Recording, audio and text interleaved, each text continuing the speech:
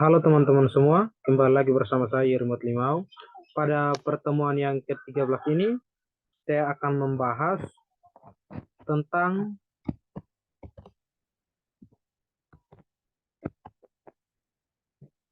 geostrategi Indonesia atau ketahanan.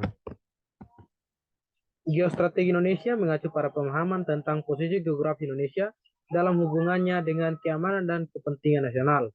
Ini mencakup analisis terhadap faktor-faktor seperti lokasi geografis, topografi, sumber daya alam, dan dinamika geopolitik regional dan global yang memengaruhi kebijakan luar negeri dan pertahanan Indonesia.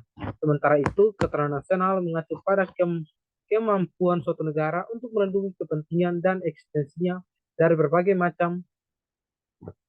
ancaman baik dalam maupun luar negeri. Geostrategi Indonesia adalah studi mengenai posisi geografis Indonesia dan implikasinya terhadap kebijakan luar negeri, pertahanan, dan keamanan nasional.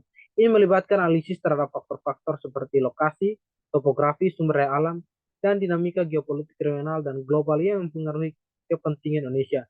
Dengan memahami geostrategi, Indonesia dapat merencanakan strategi yang efektif untuk menjaga kedaulatan, keamanan, dan kepentingan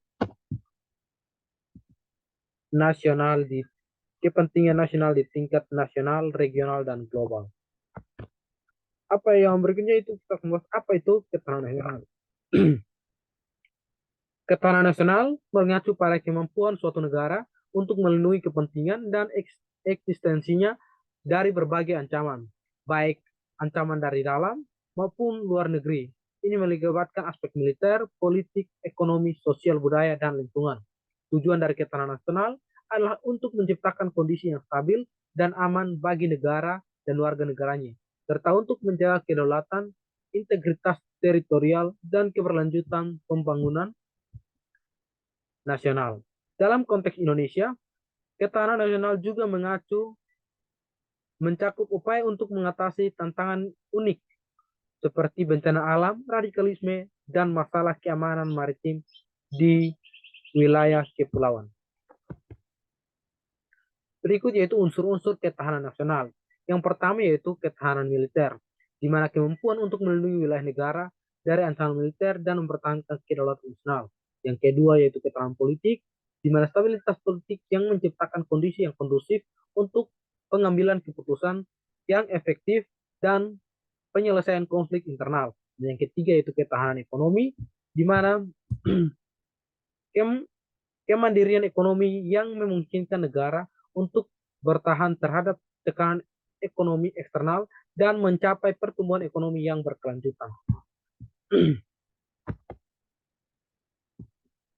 Berikut yaitu pendekatan Astagatara dalam pemecahan masalah.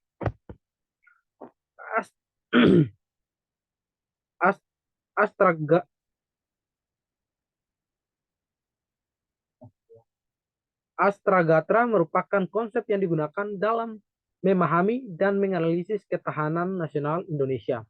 Astragatara terdiri dari 3 unsur utama, yaitu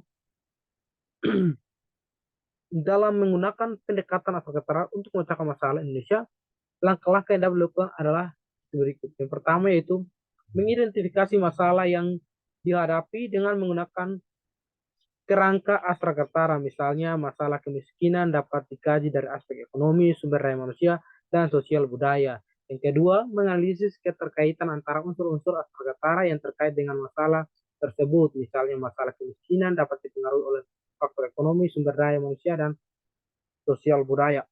Dan yang ketiga, melakukan evaluasi dan penyesuaian strategi sesuatu dengan perkembangan situasi sehingga pemecahan masalah dapat dilakukan secara berkelanjutan. Dengan pendekatan Astragatara diharapkan masalah-masalah di Indonesia dapat dipecahkan secara holistik dan berkelanjutan sehingga dapat memperkuat ketahanan nasional Indonesia. Sekian pemaparan materi dari saya. Terima kasih.